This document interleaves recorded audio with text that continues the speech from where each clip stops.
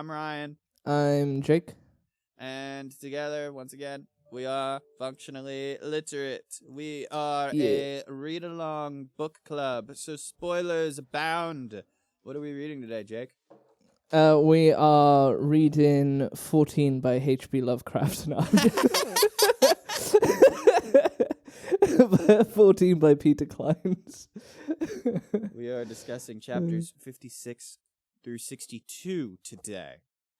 Yeah. Yeah, we are. So, where we left off, the tenants of the Kvatch building, they had finished exploring the tunnel deep underground that led to a fault line, which was powering geothermal generators, and that was what was providing the power to the building. And they had a little meeting. They had a little powwow. They talked about it. Debbie did some research, and she found out quite a lot about the building. And they were like, okay, there's only one thing left to do. Open apartment 14. And what was in there? Space. Yeah. just a whole fuckload of space in there. Yeah. What else? What else would be in there? What else would be in an apartment building in LA on Earth? Yeah. Not just outer space. What, you don't have outer space in one of the rooms in your building? I do not. I wish I did. I don't, because I'll tell you what, this is terrifying. Where we left off, Nate was hanging by a doorknob, and Zila was hanging on to the waistband of his pants because they were getting sucked into space. Yeah.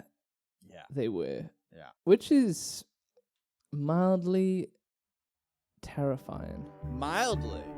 Yeah. Well, that's just terrifying. That's fair. Eves. Chapter 56. How the tenants of Kvatch closed the portal to space, but not without loss. So, this chapter starts from Tim's point of view, where we discover that he is well-trained for this situation, and thoughts depressurized and vacuum kind of swept through his mind, and then, like, he quickly processed the fact that, holy shit, there's space there, but, like, he doesn't, like, freeze. He, like, immediately leaps into action. Tim is just a G. Yeah. Let's be real. Yeah. Tim is a real one, you know. They'd be fucked without him. Like, that's the reality. Genuinely. Like, I think if not for him, Nate and Zila would have died. Yeah, pretty much. Yeah. Pretty much. It was without him. And also, I was really surprised by Roger in this. Oh, Roger is strong. He is. He's I the was one that so ultimately shocked. got the door closed. Yeah. So it's like they're dangling off into space, and like it's creating this fucking massive negative pressure zone in the atmosphere, which then causes a storm to erupt in like just a random thunderstorm in the middle of July. And all of the windows break in, there's glass flying down the corridors. Everybody's holding on for dear life. Because everybody was cut up by watching. The glass. Yes, yeah, they do. And it's very cold in space, is what we gather. Because Zila's like, was it over? Yeah, she is just getting frosted, and Nate is concerned with how cold his feet are, and he's looking down, and like Zila's tears are like freezing on her eyelashes and shit. It's a pretty harrowing situation. And then I was like, oh my god, Mrs. Knight is like in the hallway. She just comes out to see what's going on, and then all of a sudden like a cane goes whipping by, you know, and everybody's like holding on for dear life. It's very...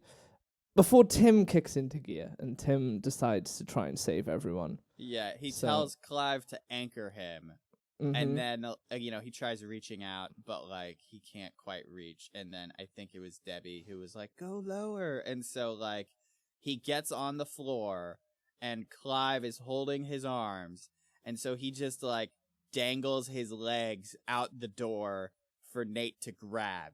Nate somehow, like, this was the most unbelievable part to me. Nate leapt from the doorknob to Tim's legs.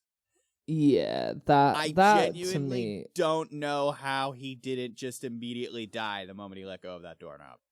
yeah, that I don't know. I think there's two things that are unbelievable. Right, I think that it's that bit, because the amount of fucking pressure is insane. Just you know, yeah, it would be absolutely unreal. I would if I was a fucking physicist, I would love to do the maths on that. You know, average doorway. You know, how much pressure, what force at which are they fighting against? You know, so he like climbs, he grabs hold of like of Tim's leg, and Tim like lifts his feet to be like a hook, which I found quite funny. I'm not gonna lie. And then he's like contemplates for a second whether or not they're expected to climb, which I thought was quite funny as well. Right. Before they drag both Zila and Nate back into the building through the doorway. But it's the fucking problem isn't over because the door is still open. Yeah. So they have to now try and close it. They grab the handle and they keep pulling, you know, and then Roger grabs Nate's wrists and it just nearly closes. And they're like, oh, we need to just leave this to Roger then. And this is another bit that I wanted to call bullshit on, because I'm like, the smaller that gap gets, the more pressure. To close it. Yeah, it's like the more pressure there's going to be. So I want to know how strong Roger actually is in this situation. I mean, he is a grip for his day job. Like, he's got to move a bunch of heavy shit around all day, all the time. Like, yeah, I don't know. My question's not whether Roger is strong enough to close it. I guess I'm questioning whether it's humanly possible to close a door to space and fight against the pressure, if that makes sense. Right. You know? No, I do get what you're saying. Yeah. I mean, he had the leverage, right? Like, he propped his foot on the door frame. Oh, and yeah. was, like, you know, pulling as hard as he fucking could on that doorknob. Yeah. Like, he was deadlifting. Granted, portals to space aren't a thing, so, like, I don't know. I don't know either. I don't know. I'd have to do a bit of I should have done a quick Google on that. See if it's like how. I wonder whether someone's like fucking asked this question about this book on Reddit somewhere. I mean, I'm pretty sure that there have been experiments on like this kind of stuff, because like scientists can recreate like low pressure zones. Yeah. But like there's no experiment that can test for the loss of, as Veek put it in the next chapter, several tons of atmosphere being dumped into space. Yeah. To close it, I'm just Googling it in a second. I gotta see if it's just, because it might just pop up, you know, you never know. I don't know. I mean, like, the attitude around this book, it's very secretive. Like, you're not gonna find much information about the story just because people that read this book tend to not talk about it, if that makes sense. Yeah, I get you. That totally makes sense. I mean, there's a couple of people answering questions about what happens if a spaceship door opens, you know? Lack of atmospheric pressure outside the spaceship would cause a sudden violent decompression, leading to rapid loss of air. Inside the spacecraft, this would create a powerful explosive-like event with the air. And any insecure... You just reminded me of a video game that I played once recently called Hardline Shipbreaker. So it was this game where you were literally like tasked with breaking apart spaceships. It was very fun. It was very relaxing. But one of the key parts of that game was Yeah. being careful about depressurization. Like I would do like controlled depressurization. That was my habit because it was a pain in the ass like doing it the proper way. So yeah, like I would just laser a door open and then like it would violently depressurize and the bits of the door would just come flying at me, and if one of them hit me, it would totally break my helmet. Yeah. I get you. I get you. Apparently, without protective suits, people would rapidly lose consciousness and suffer lethal injuries from explosive decompression.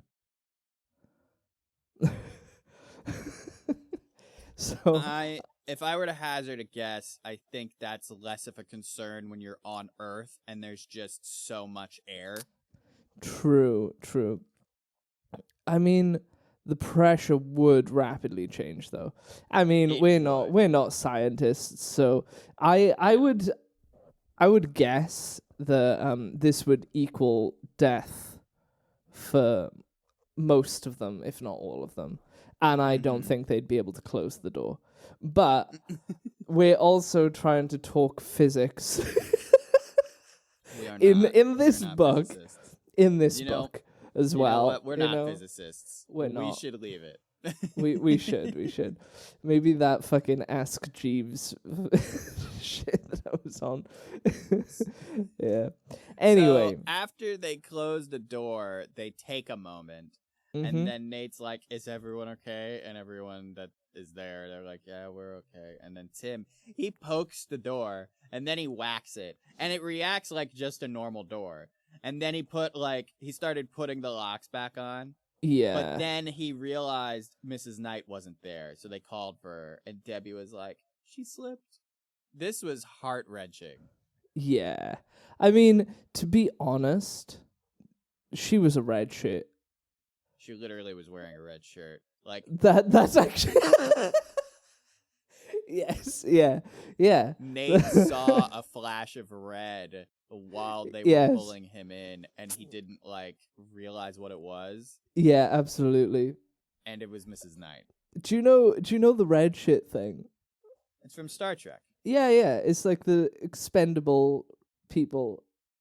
So like all of the red shirts are the people that they introduce just to die at the start of the episodes in Star Trek. There was a book literally about that. It was this satirical sci-fi novel called Red Shirts. That's good. It was so weird but funny. Like it was a knockoff Star Trek show, right? Yeah. And everyone on this spaceship knows that red shirts fucking get killed on away missions. And over the course of the novel, they find out that they're on a television show and they try to go to the real world to stop it. To stop this from happening, to confront the creator and be like, listen, you've been getting so many fucking people killed. You got to knock that shit off. Anyway, so yeah, that's how the chapter ends. They realize Mrs. Knight went through the door. Yes. Yeah, and she slipped. She got sucked through. She was a red shirt, and Debbie was so sorry about it because she was she at the time was holding on to Clive, who was holding on to Tim. Yeah, so she couldn't grab it, and just had to watch it get sucked out into space. But to be honest, she was kind of not great, Mrs. Knight. You know, I'm not saying she deserved to be sucked into space, but I'm saying out of all of the people that are in the building that could have died, she's the one that isn't devastating. Yeah. You know, it would have been so much better if they'd killed better, more interesting. You know, if they'd killed one of the people that is a main character, like Zila. If Zila, didn't hold on. Which realistically, it's amazing she held on. It's not amazing. It's completely improbable. She slipped true. off his waistband and was just holding on to his calves. I cannot imagine having the strength to hold on to like the calves of someone's leg for that long, you know? Chapter 57. How the tenants of Kvatch covered up what they had done. Oh yeah. So So you mentioned in the last chapter that what they had done caused a sudden rapid thunderstorm. yeah. But so yeah. that didn't actually come up until this chapter. Like they didn't realize what was going on with the weather until after they had shut the door. True. Yeah, it was the building got really fucked up. Yes, it did. Yeah. A lot of stuff flew out there. Something we didn't mention, like one of the locks that was on Tim's belt waistband, flew off and hit Nate in the shoulder. Yeah. Vik lost her glasses. Zila lost all her brushes. They lost the paint that they were gonna use to like cover up the seams on the door. Yeah, and so they're like all catching their breath and like, what was it? They're fucking bleeding from the nose. Everybody's cut up and like, you know, really messed up from this whole ordeal. And then there's a point where they're like, right, we've got about, I don't know, 30 minutes before Oscar gets back and we have to clean this shit up. Because Nate asks, like, how much time do we have left? Yeah. And Vik was like, it's time for Zila to get started. And he was like, that took 10 minutes? And Tim was like, yeah, I don't think it actually did, but I'm pretty sure all of us just kind of slumped down after it was done. Yeah. Which, fair enough. I that mean, is like, fair that enough. was just, like, flash action. Yeah. Probably fucking exhausting. Yeah. So, they kick into gear. What is it? Tim starts putting the locks back on the door, doesn't he? Yeah. And then there's a lock missing because it flew out into space. So they're like, what do we do? Tim goes up to the roof to get a lock from the one of the doors on the roof. Machine room. Yeah, the machine room. Like, whichever lock looks closest to the one that was lost. Because it was just kind of like a standard padlock. It wasn't like one of the old ones, which is very lucky. You know, that's some plot armor shit right there. And then Zila's like, I lost all my brushes. They, you know, I lost my knife. I lost all of it. It's all out there with Mrs. Knight, but she can't bring herself to say Mrs. Knight. Yeah. And then she's like, all I have left are my good brushes. And Nate is like, you just have to use those then. Yeah, she's like, I can't. They're my good ones. And he's like, you have to. Yeah, there's no choice. You have to. And then she's like, I don't have a mat. She kept giving like these reasons, and I guess it's because she's just fucking exhausted. And to be honest, I wouldn't want to have to like start. I mean, yeah, working again straight. If you pay attention in this chapter, none of them are thinking clearly. Like at the very beginning of the chapter, Clive suggested opening the door back up to try to find Mrs. Knight. I know, yeah, it's yeah, and then Tim in this chapter becomes like, I was like, ooh, there's something not quite right about, like, obviously, good catch-all excuse, you know, he's like a publisher and stuff. I was like, there's something sinister about Tim, because he was so. Point in this chapter did Tim say, I read about it in a book once. Right? No, he didn't. But he was like, he's. They had this whole discussion about Mrs. Knight. Yeah. And Tim was like, I have a suggestion. We tell no one. I was like, that's such a good suggestion. Yeah. But I mean, like, once they actually talked it out, I mean, realistically, who would you tell? How could you tell them? Who would believe you? I mean, like, he's totally right. Yeah. If you go to the police about this, like, they're gonna think that you did something. It's just you implicate yourself, and then there's not a trace of her anywhere, and you're the only people. It's like, it's such a bad idea. And he's like, we never bring it up again. his plan was to, in like 3 or 4 days, go to Oscar and be like, "Hey, I lent her a book. Have you seen her? I've knocked on her door. She's not answering. I don't know where she is." Yeah. Yeah. And what was it? Someone brings up that she has cats. Yeah, Roger brought up that she has cats, and he's like, somebody is gonna have to feed them. And Tim's like, it would be better if we didn't feed them. Which is fair. It's true. Yeah. I agree with him. I don't Me like too. it, but I agree with him. Yeah, and then what was her name? Was like, Debbie. You can't starve the cats. She was straight up like so fucking angry. There was tears in her eyes. She was like, "You will not starve her cats." And I was like, I'm on Tim's side with this one.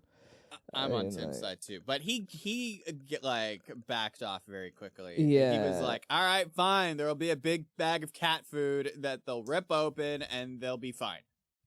Yeah, and then they're like, "Okay, so we need to come up with a reason why there's what is it? A whole bunch of broken windows." Oh so yeah, like, no, we Nate need was to like, blame it on the storm. all of that shit on the storm. Blame it all on the storm. Yeah. And we all need to double down on the storm theory and tell Oscar, and it'll all be okay. And Oscar does buy it. Yeah, when Oscar discovers his own windows are broken, he calls out an I love how that was the preference. It's like the second it was his own windows, he called out like an emergency team. No emergency team when they're peeling paint off the walls, you know. But the second his windows are cracked, he's like, emergency, get people down here right now. Yeah.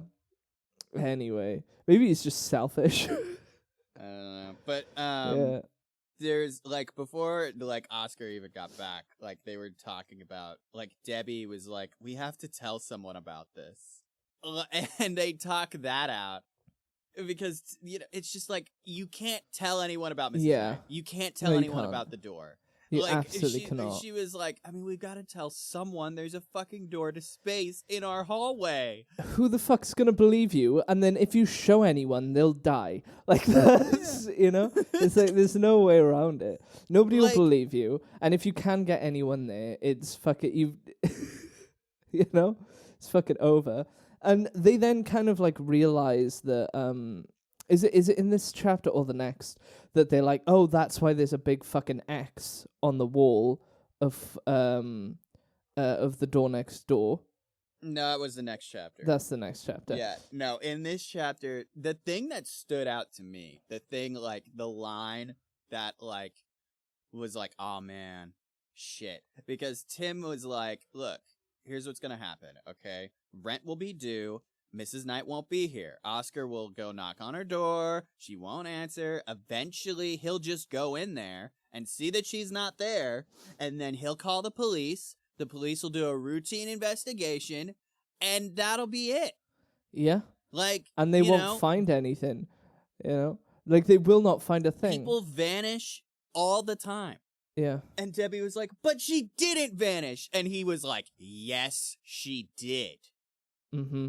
You and I both know that the police could search this entire planet for 100 years and they will never, ever find Mrs. Knight. Or any, like, trace of her. Forever. She's just drifting towards, like, alien stars. Like... Yeah. Poor fucking woman. What a harrowing way to go. She would have passed out pretty quickly, actually, from just the lack of oxygen. The only consolation is that it was a quick death. Like, she would have frozen to death immediately. Yeah. I mean, have you seen what like, happens? There was a good film that had, like, a really, really good depiction of it. Oh, I can't remember. But, like, people swell up because all the water in them starts trying to escape this skin. I've only and then seen it freezes. 2 instances of that portrayed in movies. The original Total Recall, which looked absolutely absurd. Yeah. And the Guardians of the Galaxy movies. That's fair. Yeah, there was another one, and I can't remember what it was because I was thinking Guardians of the Galaxy. But there is another space movie where people go out into space, and it's like all of the water inside their body starts trying to escape, and then they get like really puffy. People would expand, Yeah. and then they'd pass out. Yeah, and then it'd be over.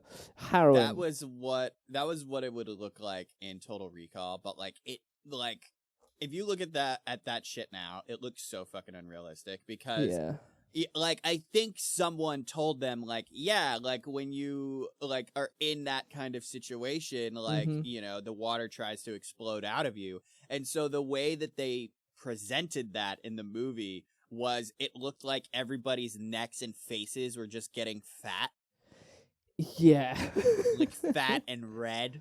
Yeah, that's fair. Just clay prosthetic, like inflatable. Yeah. Anyway.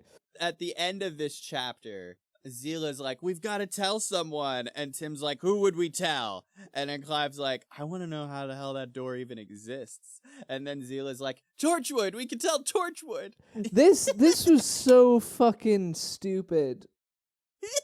This was so aggravating to me. I bet it was. I was like, what the fuck?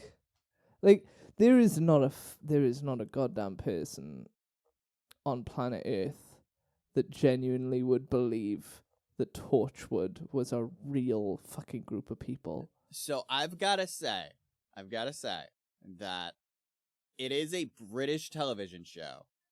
In America, nobody even fucking knows Torchwood is a thing. I'm surprised she even thought to say it. I'm kind of surprised by that as well. I was actually shocked by the Torchwood reference. I was like, the fuck? I was so taken back. I had to like, I played it back again. I was like, what? Did she say Torchwood? It doesn't make sense. Just a bunch of fucking weird people bash. It's a Welsh show as well, Torchwood. It's like shot in Cardiff. All the main characters like Welsh. Yeah, and they all talk like this, but like someone was like, you know, that's just a television show, right? And she's like, are you sure? I'm pretty sure it was based off of real people. And I was like, no, that's just a television show. So here's the thing, right? If she, there's like two possibilities, I guess, right? One is that she's watched Torchwood, which is how she knows what it is, and by watching Torchwood, she would know that it's clearly not a fucking real thing. So then she didn't actually watch it. Yeah. But then how the fuck does she know about it? I don't know, man. Cultural osmosis. It doesn't... It's fucking stupid osmosis. I mean, how many people know that Darth Vader is Luke's father that have never watched Star Wars? Yeah, but everybody knows that that's fiction. Nobody's like, where's Vader's fucking child support payments? Listen, nobody ever said Zilo's smart. That's fair. That would be a bit much in this book. Nobody said Zila is an intelligent person. I know. Fucking. But, so anyway, so this chapter ends with Roger saying, I think I know what this room is. It's a sandbag. And that's how the chapter ends. Chapter 58. How the Mystery Gang broke up. So, Nate is like, what the hell does that mean? Well, I instantly knew exactly what he was getting at. I was like, oh, that actually makes perfect fucking sense. It's a counterbalance. It's a counterweight to whatever is happening cosmically in the control room. I was like, that's fucking makes so much sense. And I wonder, because that's so fucking interesting to me, because that concept, does it mean that it's just a pocket of space? Like, that makes it so much more confusing. For it to be a counterweight, it's just so fucked up. It's like, how much of a counterweight would you need? And then can you limit the counterweight that you put on the other side? Because you can't overweigh the counterweight, because otherwise it's not in balance. Well, maybe it's based off of, like, how far away this portal is from Earth, right? Because, like, there's no way to measure that. There's no way, like, there's no safe way to determine where in space that portal leads to. Yeah. But then it's like, how much of space is actually behind that door? What do you mean, how much of space? Well, it's all like of space. It's space. It can't be all of space if it's a counterweight that's supposed to be bringing a level of balance, surely. Like, but I mean, they saw stars. Yeah, but it can't be all. It's just a pocket of space. There has to be like if there's you won't be able to fucking see it. You won't be able to see the edges of the space in that fucking box. You know, because on the other side of that control room is an interdimensional, like, portal thing, and that goes off in a fucking crazy universe-sized, you know? But there are edges to space, and you also don't know, like, whether that is current reality space, or if it's a completely different universe of space. Nah, that's true. That's true. You're right. We don't even know if that is even our reality on the other side of that door. Yeah. That is very true. Because you have to, like, the idea of the counterweight thing is if there's 5 kilograms of a light, you know, hanging really far over there, you have to put, like, I don't know, 10 kilograms on the other side, or 5 kilograms, or, like, some variation in between to, like, balance it out and stop the stand from falling over. I get you. So you can't have, for it to be in perfect harmony, you can't have too much weight in the counterweight. You know, I'm willing to bet in one of these apartments there is some, like, science explaining how the fuck this shit works, but it was in one of the apartments they weren't living in. I know. What if it was on the walls of 14? You just need to get sucked into space to find. Hey, listen, we've been over this. Apartment 14 has no walls. This is true. That we could see. You got to go a couple of light years in that direction, and then you find the first wall, and you can peel the paint off it. Yeah. We did skip a smidge. So there was, in the last chapter, a little bit of a time jump, I think, to them, like, hanging out in the lobby. Like, that was their excuse to all get together, was because of, like, all of this shit with the storm happened, and they were discussing it in the lobby. Yeah. And so, like, Debbie is finally like, I need to go to bed. Clive went with her, of course. And they were talking to Oscar, and Veek was worried that, like, they were telling Oscar, and Nate's like, I don't think that's what this is. I don't think she's gonna tell anyone. Nate comments on how, like, she's not taking any of this well, and Tim's like, she's taking it a lot better than most. Honestly, we're all taking this better than most. And Roger's like, I mean, you know, we've had time to wade into it, you know, slow descent into madness, which was a line from a movie he worked on. Oh, I know. Which is too funny. I also found it very interesting in this chapter because Tim is like, I've seen people disappear before. I don't know, at this point, you know, I was kind of like, I was getting more and more suspicious of Tim. More suspicious of him how? In like, he's like, oh, he's this old dude, and the publishing book thing is kind of, I don't know, it feels like a good catch-all, you know, but it's like, Veek doesn't buy it. Yeah, and I'm kind of with Veek on this one. I almost don't. I was like questioning it, but I couldn't tell whether it was like, oh, it's just because he's been around the block because he's an older guy, and, you know, it's like, oh, there's been people in his life that, you know, he's seen disappear and seen how the police would react to it and stuff. That's kind of what I was thinking, but I was also like, it could be something else, you know? Yeah. Also, I just want to call out about, like, our previous chapters, right? And the last episode, you know, when you were asking me, I don't know whether we did this on the podcast or after the podcast, we stopped recording, but you asked me some questions about my predictions, right? Yeah, I said, damn, I wish I had asked you this on the podcast. I was like, what do you think is going to happen next? Yes. One of the first things I said was one of them will die. Yeah. And it was in the very next chapter. Yeah. I was like, it's time. They've got to introduce death. Otherwise, it's like, there's no stakes. But the problem is they killed a red shirt instead. So it's not really, you know, it's not the stakes I was expecting. But someone did die. God, anyway, can you imagine if Nate had died? Oh, I know. Roger asks Nate, what are they going to do next? And Nate, once again, like before, he was like, we got to quit doing this shit because he got freaked out by seeing a tentacle monster. But this time, like, this seemed like more thought out. This seemed less like reactionary.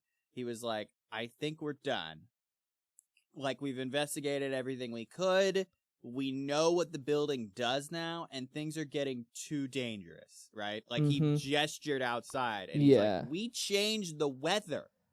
Yeah. I mean, I'm kind of with him on this one. There's like a level of investigation where you actually kind of understand what the purpose of something is, where you're like, look, we've worked it out. We can just fucking chill out now. Should we chill out now? Yeah. You know? Yeah. Because people, like, obviously the red shirts are dying, you know, the weather's changing, there's fucking tentacle creatures in the sky of other parallel dimensions. Which he still is not telling anyone about. Yeah. Yeah, at this point, I was like, why is he not told anyone yet, you know? I mean, because it sounds fucking mental, to be fair. If I were to hazard a guess, I think it's because he saw something so terrifying that he doesn't want to make it real by saying it out loud. That's fair. That is fair. That makes sense. If you have a nightmare, if you have a nightmarish dream that you don't want to remember, the last thing you do is talk about it. Truth. True. That makes sense. Anyway, what was the end of the chapter? Where did we reach in this chapter? Well, so after it like basically explains like it's getting too dangerous, what if we broke the machine, right? Like if this thing is supposed to save the world and then like somebody interrupts him and is like, it's still saving the world. It's still doing the thing. And he's like, exactly the point. We don't want to. What if we actually broke it? Like not just flipping a switch for a second. What if we actually broke it? Like we would all be screwed. So I think we're done. And so then, like, they all kind of, like, hug and shake hands, and there's a little bit of, like, light shoulder punching, and then they all just, like, go back to their apartments, everyone except for Veek. Yeah. And Nate's like, why do I feel like we all just said goodbye? And Veek's like, well, I mean, we kind of did. Yeah, like, no more investigation. The mystery gang kind of broke up just now. Yeah. I mean, who is Tim in the mystery gang? Is Tim Scooby? Tim is Fred. No, Tim's not Fred. Roger's Fred. Roger's Fred. Roger's not. I mean, no. They've already established. I don't know who Roger. They've already Veek like. is absolutely Velma. Yeah, Nate is Shaggy. And they've established. Nate is absolutely Shaggy. You know, Zila's Daphne, and then they've literally because they've labeled Zila Daphne, and they've labeled Roger as Fred when they were going into the caves. Veek, when Tim said that he acknowledged that they may actually have a mystery on their hands, Veek said to him, you could totally be our Fred. Yeah, and he was like, no. He was like, absolutely not. But they've already, cause it's like the two pairings of like Zila and Roger and Nate and Veek as Fred and Daphne, you know, and Shaggy and Velma. You know? Yeah. That totally means that Tim is Scooby, which is incredible. I will die on this hill. Tim is Scooby. Tim is not Scooby. None of them are absolutely Scooby. Fucking Scooby. Nobody wants to be Scooby. Give that man some fucking Scooby snacks. He just saved their fucking lives. That man is Scooby. Anyways, so the chapter ends with Veek asking Nate out on a date, basically. Yeah. This is and cute, honestly, actually. I don't think Nate realizes that it's a date. No, I think he's fucking dense. He's just being fucking dense.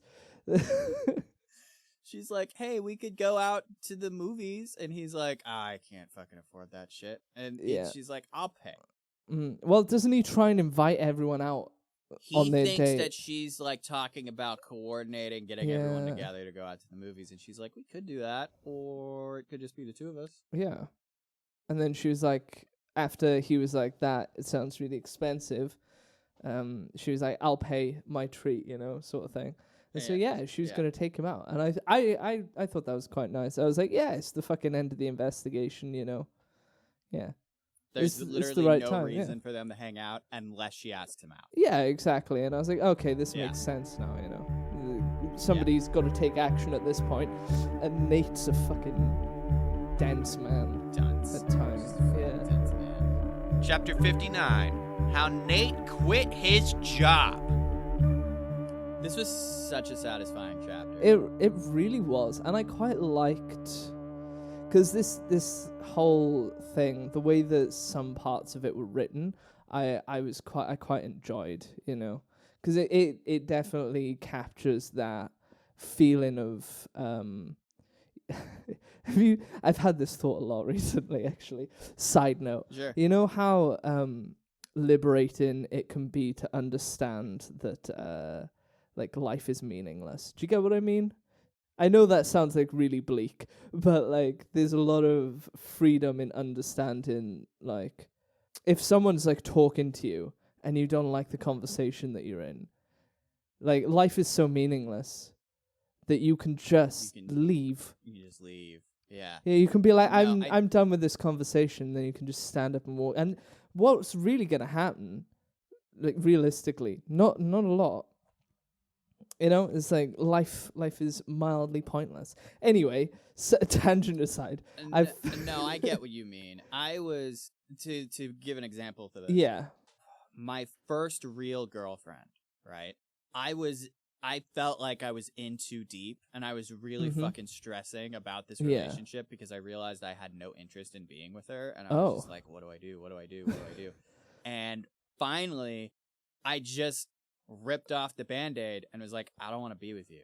And like, it was horrible to do, but then like once it was done, like there was a huge weight off my shoulders, and it kind of felt like to me reminiscent of how Nate felt when he finally said the magic words, I quit. Yeah, and it was so well kind of like, it's this sort of feeling of like a weight being lifted, and like social constructs and social statuses kind of like falling apart as well. So it's like he's being invited out to lunch by what's her name? By Anne, and they're going back and forth. This is how dense he fucking is, because she's at this point she's totally like asking him out. Yeah, but he's also kind of not really interested, because he's really interested in Veek. Like, that's true. It's like he's almost, I feel like he's choosing to be dense in this situation. I think that's probably fair. Yeah. So he's like choosing to be dense to it almost. It's kind of that's what it feels like. So he's been invited out to dinner, and he's like trying to piece to lunch. He's like, I brought sandwiches. She's like, well, you can bring your sandwiches and watch me eat pizza. He's like, that just sounds like fucking torture. Why would I do that? To be fair, Some people are into torture. Some people are. Some people are. We don't kink shame here. So here at Functionally Literate, we don't kink shame. Stay tuned for. But we usually don't. Yeah, we don't kink shame. It's all good. Whatever you're into. Anyway, so Nate is like thinking about, he just keeps seeing Katurovich, and like the family, and like thinking about that story, of like the stabbing and thinking about the blood on his wall, and it's described as like this really intricately kind of like loose threads that he's trying to hold together in his mind. Yeah, there's a construct in his mind. Yeah, a construct in his mind. And he's trying to piece it together. And it's like, I imagine it just like, when you got like a word that you're trying to find on the tip of your tongue, Like that, but with like a complete full concept.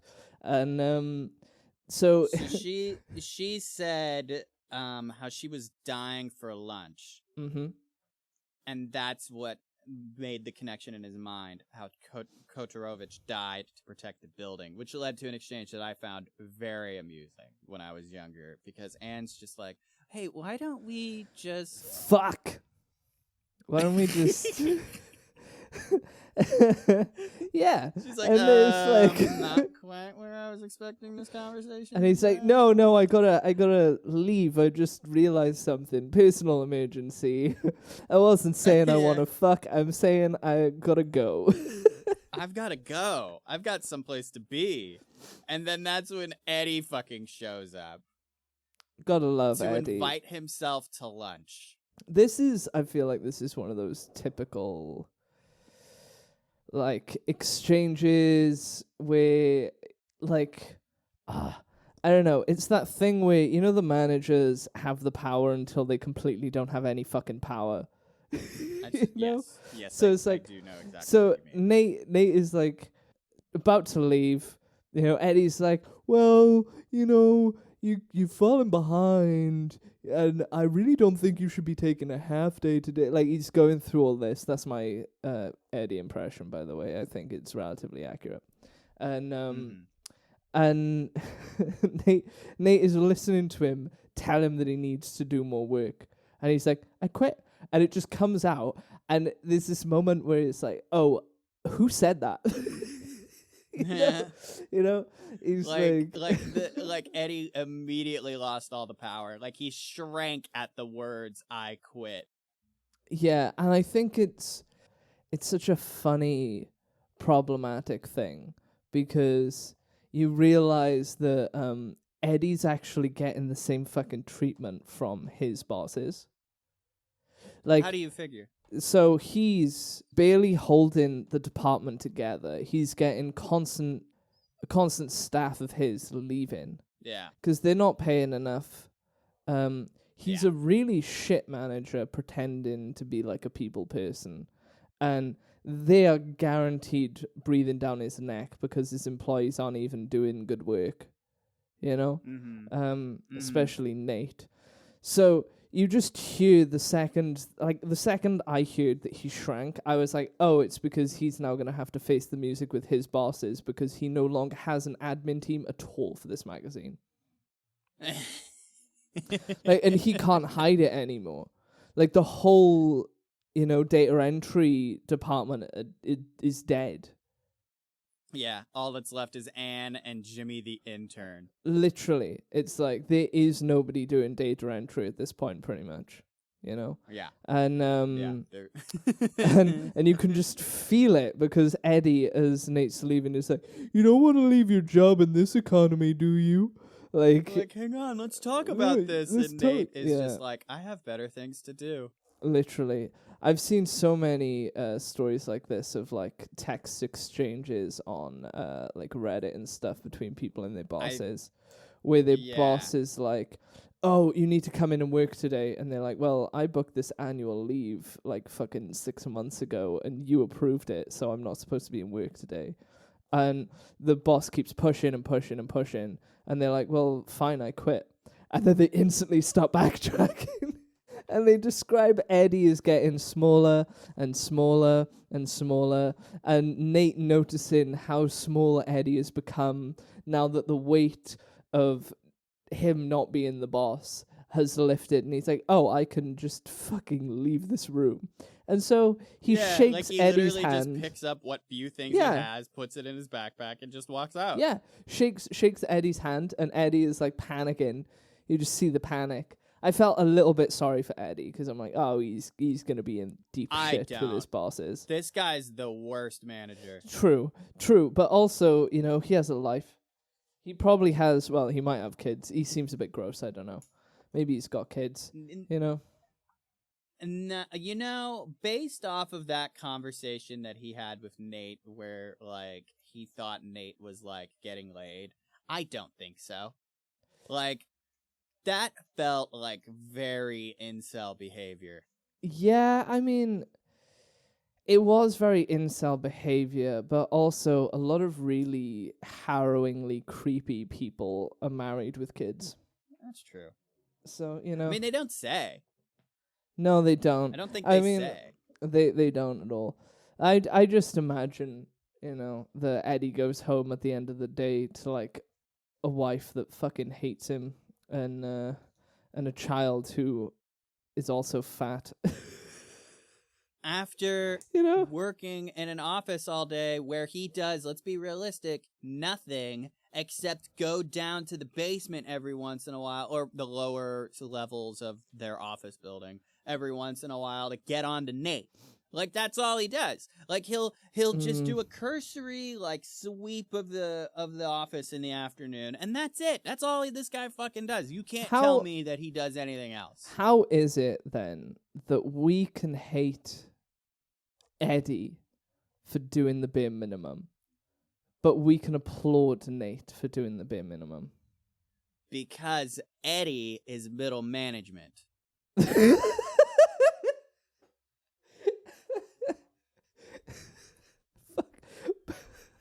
That's too funny. Okay. Eddie's job is to be a slave driver, and he's not a very good one, so fuck him. I mean, I get you, but also, I don't know, it just seems a bit like... Because if you're... Can you say for sure that if Nate was a manager in this story, right, he wouldn't just be neglecting the people that he's managing?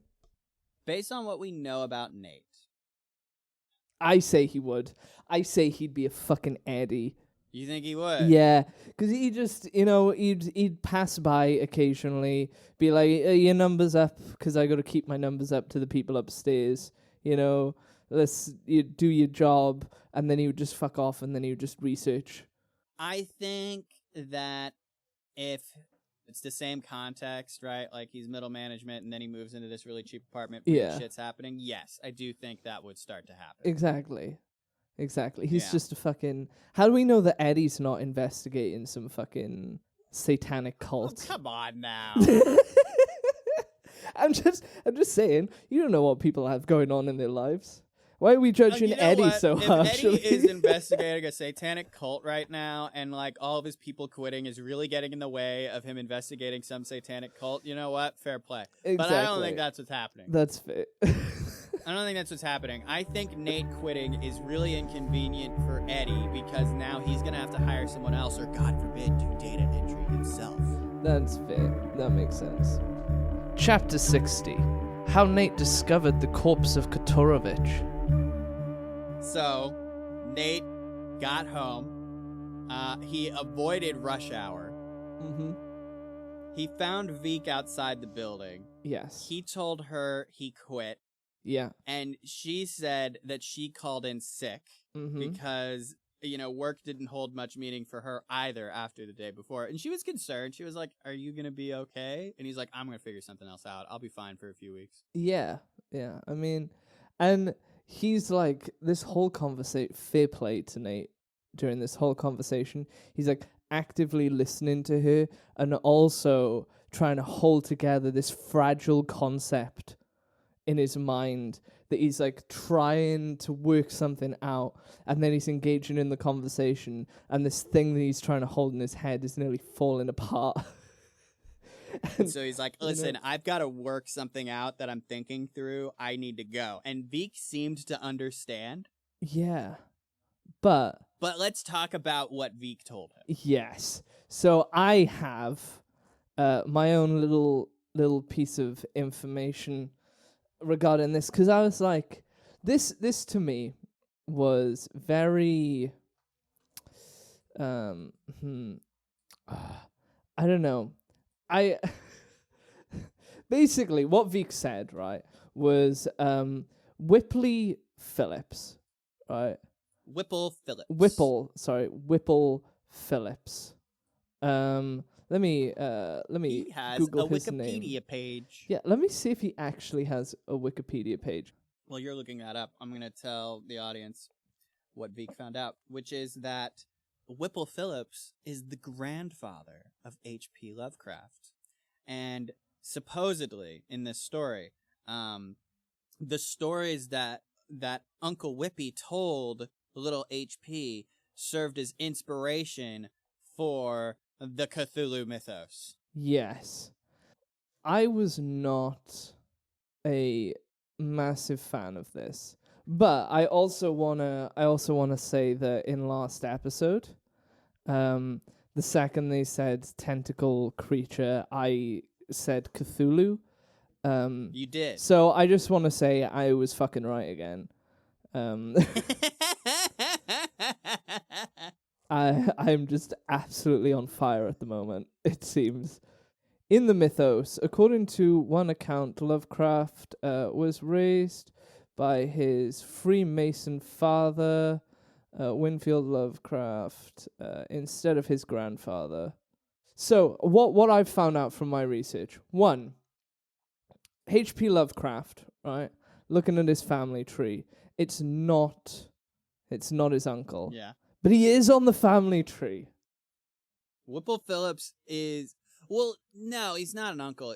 Sorry. Veek said that this was his grandfather. Yes, yeah. So it is his grandfather.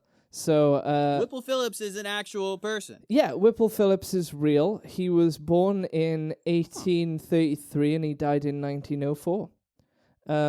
Whipple Van Buren Phillips. And he was H.P. Lovecraft's granddad. He was a successful businessman who owned much of the land in and around the town of Greenie in Rhode Island. Yeah, there he founded... I never bothered to look that up. Yeah. There he founded Freemason iconic Lodge number 28. Oh, he was a Freemason.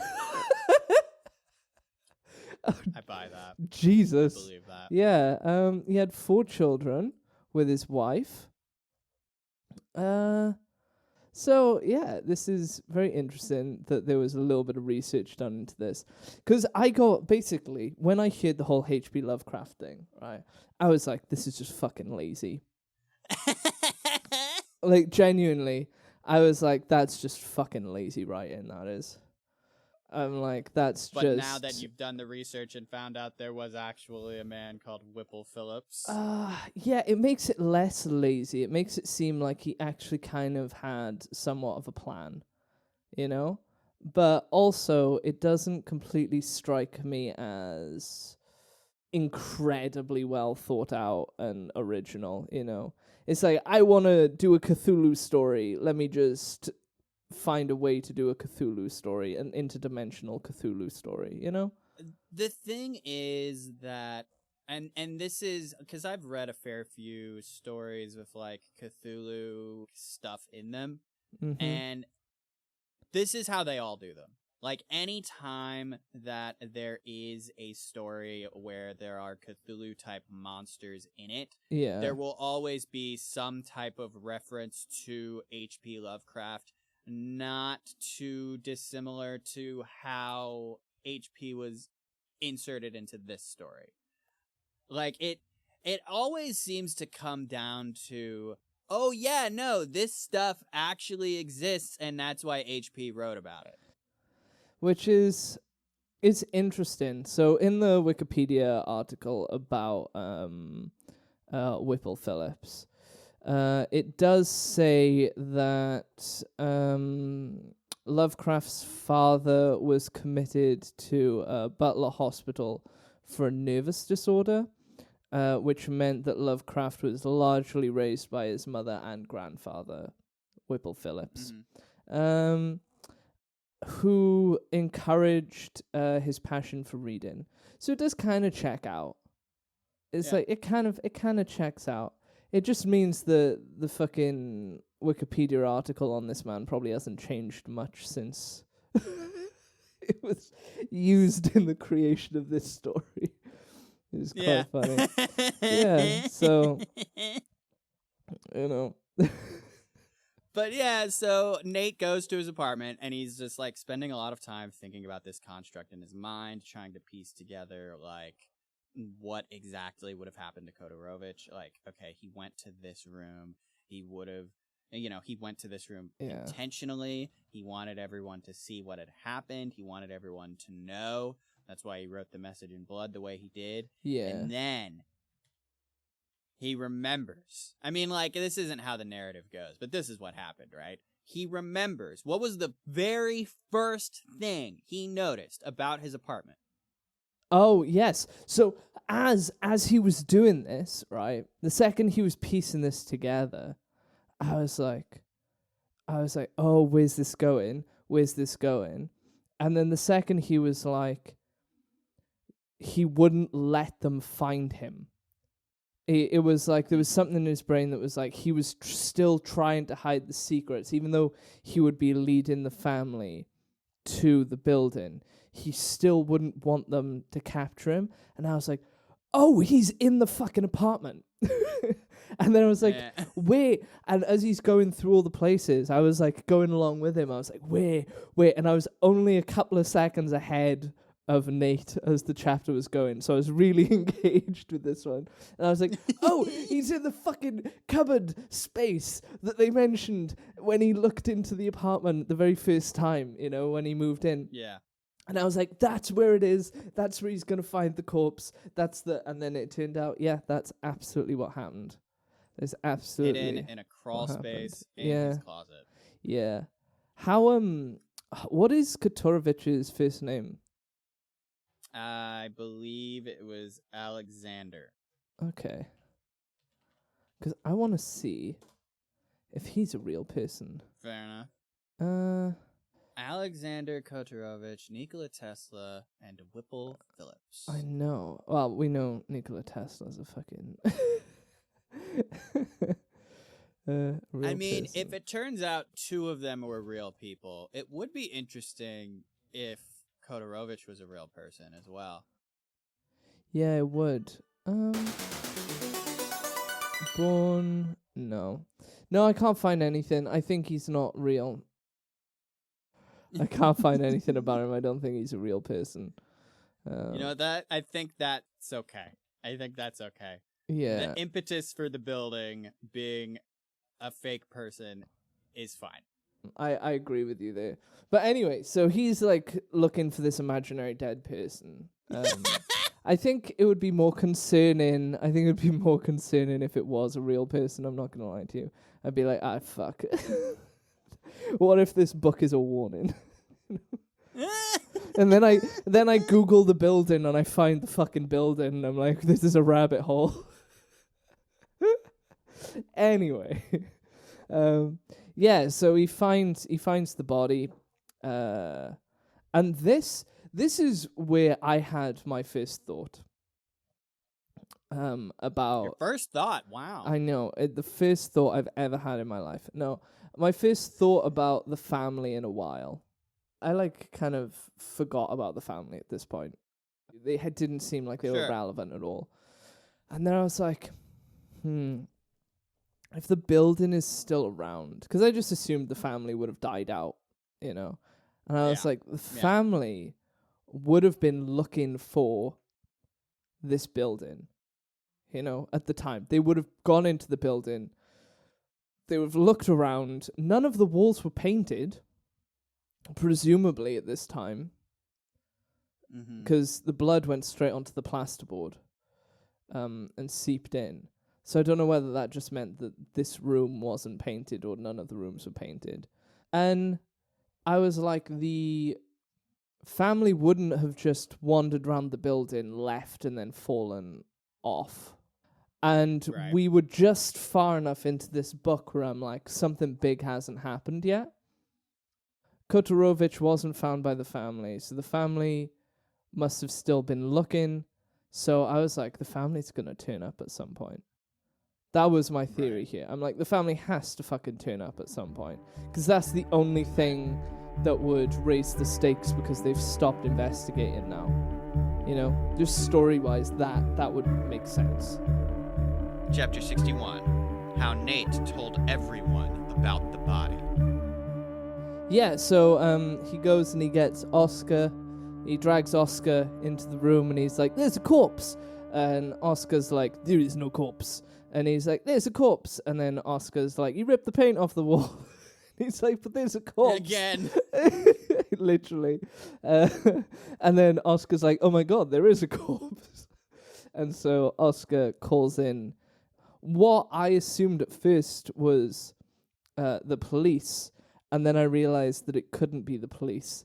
And then they stopped mentioning that it couldn't be the police. You know, they're like... None of them had badges. Literally. And Nate asked two of them separately who they were with. Yeah. One of them said the hospital, and the other one of them said the authorities. So suspicious. And then Tim... that is in this chapter where he, like, unloads all of the information to the guys about it as well. Once everyone is gone, Oscar apologizes to Nate for not believing him and, like, you know, is very sympathetic for how, like, upsetting and shocking finding the body must have been. Yeah. And he leaves, and everybody else who sees these people, this spectacle of these people trouncing around, questioning Nate, they are like, okay, spill, what happened? And so Nate tells them what happened. Yeah. And that's when Tim is like... he's basically like, you'll be okay. Like, he gives him, like, a pat on the back or something, and he's like, everyone gets freaked out with their first body. It's totally normal. And that's so... Nate's like, you're not freaked out.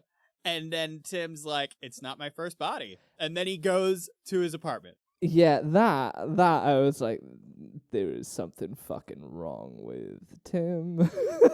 So I will say, I can attest to this. Having seen a fair few dead bodies. So when I was a first responder, it was a very common tradition for who, like, whenever the new guy saw a dead body, whoever was closest to the new guy would keep a close eye on the new guy to make sure they were okay over the next few weeks. Yeah. Because there's nothing like seeing a dead body for the first time. I'll tell you, it'll wig you out. Yeah, I can only imagine. Never. But it's diminishing returns. The more dead bodies you see, the less jarring it is. Sorry for laughing at that. Just diminishing returns was not a fucking descriptor I was expecting there. You know, the more corpses you see, diminishing returns. On the emotional trauma. Fuck.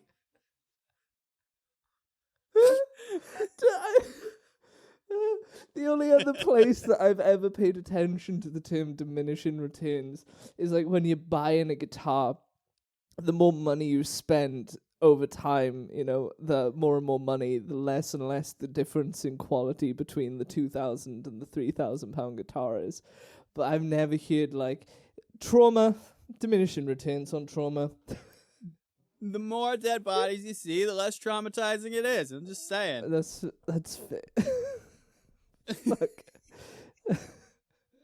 You okay, so, man? Yeah, like, Nate's reaction totally makes sense. Yeah. And Tim's reaction totally makes sense. That's fair. And I was like, why have you seen dead bodies, Tim? I don't know why, right? I don't know why, but I also feel like this almost gives more credibility to the idea that Tim is Scooby. I don't know. I'm listening. I don't know why. I just, in my mind, I'm like, him being unaffected by corpses, very Scooby. I don't know why. And it doesn't necessarily make sense, because Scooby would be terrified. But I just feel like this particular mystery gang... Have you seen Mystery Incorporated? I may have. I've seen quite a few of the different Scooby-Doo shows. So, Mystery Incorporated... Was Mystery Incorporated the one where Fred was all about traps? Yeah. Yeah. Isn't I saw that that the one. I saw a few. best fucking Scooby-Doo show ever? Isn't it just the most elite fucking Scooby-Doo show that has ever fucking existed? I did like that it had continuity between episodes. Not Like, only so that, few Scooby-Doo shows do that. not only that, but did you watch all of it? No, I only watched like half of the first season. Oh. But I should watch it. Dude. It's okay, you can spoil it for me. What about it? Whoa, dude. This show is so unhinged. I cannot tell you. That show jumped the shark at some point. Literally, dude. Also, there's a clown baby voiced by the Joker. What's his name? By Mark Hamill? Yeah, Mark Hamill. Mark Hamill voices a clown baby in that show? Yeah, clown baby. That's fun. Yeah, really good. Alright, so audience, I know that I said it was okay for Jake to spoil this for me, but I've decided it's not okay for him to spoil it for you, so I'm going to cut everything he just said, except for the clown baby thing. That's fair. So, take that one little nugget that Ryan's just told you there, right? And use that as your evidence that he's decided that information that I just gave him about the plot of this show makes that show too good to spoil, and then go and watch the motherfucking show. It's so stupid. All I remembered about it was how obsessed Fred was about traps, because he had never been obsessed about traps in any of the other iterations of the show. I know. And what's so amazing is the amount of like double entendres there are in that show with Fred saying something very suspicious about traps and like the connotation of what traps are on the internet. Oh my god. I love that. That's amazing. It's like... That's wonderful. Daphne finds, like... Because they're dating, like, Fred and Daphne are dating. And so Daphne and, like, Fred's, like, such a good character in this show. He's, like, completely emotionally disconnected from trauma. And he's, like... all he cares about is traps. And so, like, she's like, you don't love me. All you talk about is traps. All you care about is traps. And, like, she finds wedged down the side of a sofa, like, his copy of, like, Traps Illustrated. And it's like, what is this, Fred? Maybe Daphne should consider getting caught in one of his traps. Maybe he'll care then. She does. And that's actually a plot of an episode. That is actually the plot of an episode. Where Daphne's in a band. She like joins a band because her and Fred break up for a bit. She joins a band and they're trying to like capture the ghost that's terrorizing for the episode. And Fred's trap goes wrong and accidentally captures Daphne, and it gets Daphne taken by the creature that they were trying to trap. And then Fred's just having an existential crisis where he's like, I love traps, but I love Daphne, but I love traps, but I also love Daphne. Hold on. We gotta circle back. What's this got to do with Tim? Tim's Scooby. Yeah. And I'm still not clear on how that is the case.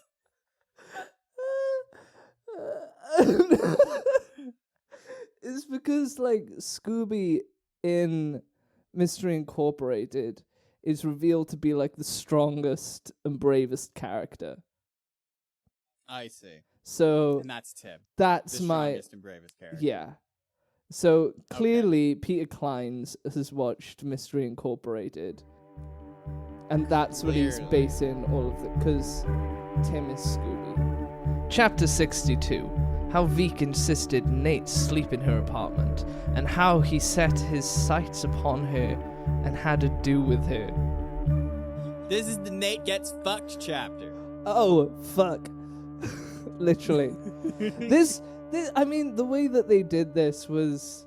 there was one part that I was like, whoa, that was jarring. But apart from that, it was very like, dare I say, they were kind of playing it off like it was a cute little thing, you know, and yeah.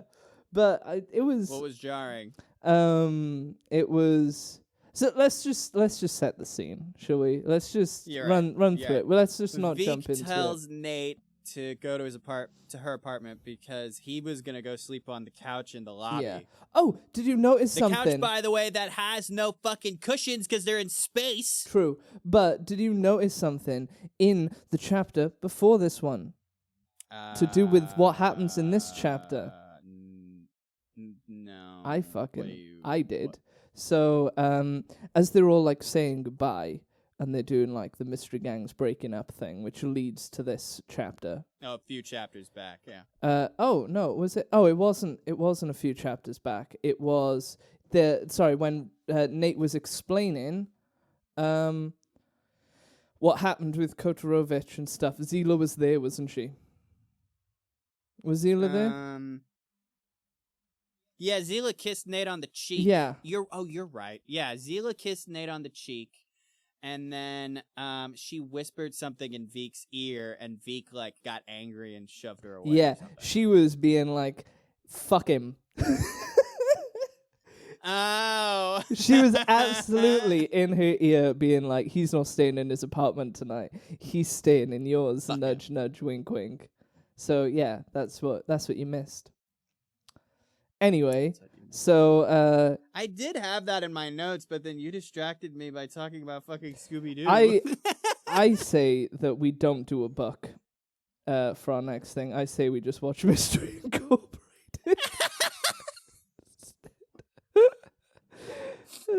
No, okay. Books only on this show. Okay, never mind. I'm sorry.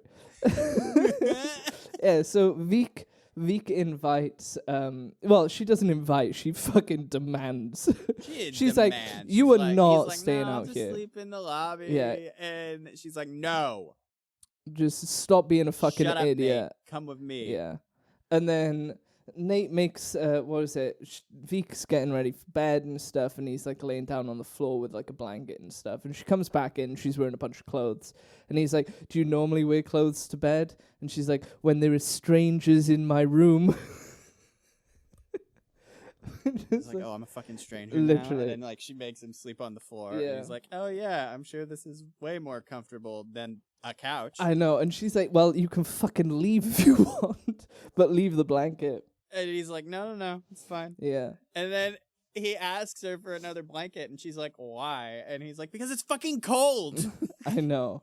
And so it just sort of like escalates it. And they do, like, he does this thing, like the writer, I mean, Pete Klein does this thing where he's making the characters like downplay what they're doing, you know. So it's like, you know, this just whole time, they're downplaying the fact that they're about to fuck, and they both know that they're about to fuck, you know.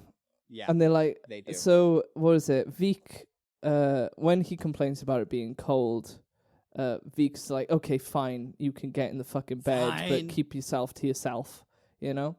And then it's like they're laying on the pillow, they're looking at each other. And then Nate just fucking kissed her out of the blue. That one. No, she kissed him out of the blue. Did she? And then he kissed her back out of the blue. Yeah, that's fair. That's fair. I misheard it the other way around. Yeah. So she kisses him, and he's like, "It's just stress." and then he kisses her back, and he's like, "Very stressful." It's and just then he's two like, friends. Are you nearsighted or farsighted? Which is so weird. Why? He's just asking little small talk questions as they're actively undressing each other. Yeah. And she's like, what are you doing? And he's like, I'm getting warm. I heard that the best way to do that is to be naked and to like have skin on skin contact in a fucking sleeping bag or whatever. And she's like, that makes sense. And then he sinks into her. And she's like, that was the fucking jarring bit. That was the bit where I just like, I kind of knew I knew they were gonna do like, oh, they have sex, right? I didn't know how he was going to describe it. It was like, oh, she rolls over, she wraps her legs around him, and they're like doing this little back and forth. They're like, oh, we're just, friends kissing and that. And then it was like, and then he sinks into her. I was like, what the fuck? I was like, whoa. She's like, it's just sex. It's just meaningless sex, right? And then he's like, I love you. I think I'm in love with you. And I cracked the fuck up at that line. I was like, this is a fucking joke. This is written by the mind of a fucking teenager, honestly. Like that's what it fucking is. This is written like I fucking loved it as a teenager. I bet you fucking did. He knew his audience. He synced into her. Honestly, I've seen it handled in much less tasteful ways. That's fair. No, that's fair. I mean, like, he never got explicit with it. No. Not overtly explicit. Yeah. Like, literally the only description is, like, she spread her thighs and he sank into her. Yeah. Like, that was it. Yeah. I love it. She's just like, it's just sex. It's just meaningless sex, right? I think it would have been funnier if he was like, Nate fumbled with a condom for about 10 seconds. Oh yeah, no, they were raw dogging. They were raw dogging. It's like, anyways, yeah, so after he says that he loves her, she's like, oh, for Christ's sake, don't ruin the moment, and that's how the chapter ends. I know, what a fucking psycho as well. Like, how long have they known each other? And they've not even fucking been dating. What an actual fucking red flag. They've known each other, let's see, Nate's lived in this apartment for like 2.5 months, I want to say. Yeah. And he met her like a week after he moved in. Yeah, that's such a short amount of time. For them to have, and for them to have just been friends, for that time. And yes, they were flirting, but they've not really spent, like, extensively long amounts of time together. Trauma does a funny thing to you. It kind of just accelerates everything. That's fair. I mean, yeah, their time there has been traumatic. That's fair. That makes sense. Actually, you raise a point. I can't dispute that. Actually, yeah. But she was like, "Don't ruin it," which I thought was fucking funny because it means it means that she's like, I'm not saying that back, you fucking potato. Yeah. Keep that shit to yourself. I love that she's just like, don't ruin the moment. I know. I agree, Nate. Come on, man. You don't say that shit the first time you go inside someone. I have heard stories from people I know where I have had girls tell me stories where it was like they were sleeping with a guy, and a guy just abruptly said, I love you. And they're like, what the fuck? Just jarring, like, like people just hooking up, Men don't know how to fucking handle their emotions. Like, that shit's repressed so much. The first time they get it on with someone, they're just like, oh my God, I think I love you. And it's like, man, you don't get laid much. True. That's fucking, yeah, that's wild. That is wild. I've heard too many fucking stories of that, Anyway, that's the episode. Back to the episode. Hope you guys enjoyed. I did. Wait, is this the last chapter of the episode? Yeah, it is. End on a note. All right, we'll see you in 2 weeks where we'll be talking about chapters 63 through 69. Oh yeah. Ayo. Ayo. Bye. Bye.